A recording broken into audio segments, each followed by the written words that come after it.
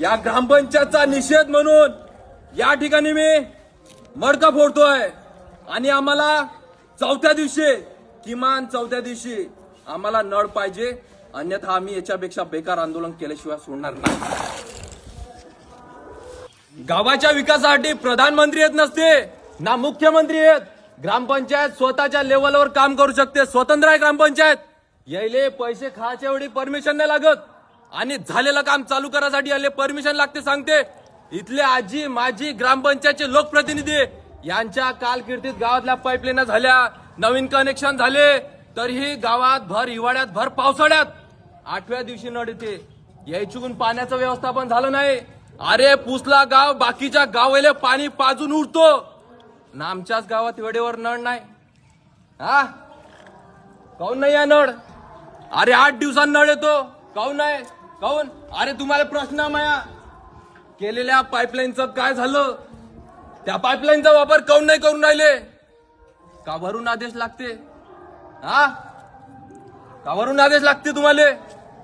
अरे जेव्हा पाईपलाईनचं काम झालं नव्हतं तेव्हा पेंडिंगवर होतं आणि आता काम झाल्यावरही वेटिंगवर आहे।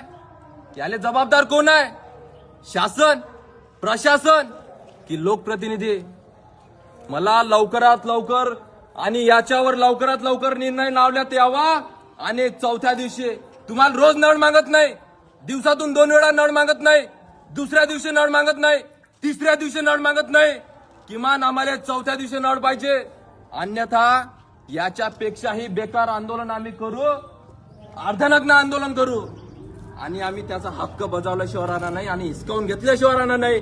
अरे 32 ते 36 गावाला पाणी आपण पाजतो, 32 ते 36 गावाला आपल्या गावातून पाणी जाते ना, आमच्याच गावात वेळेवर पाणी नाही।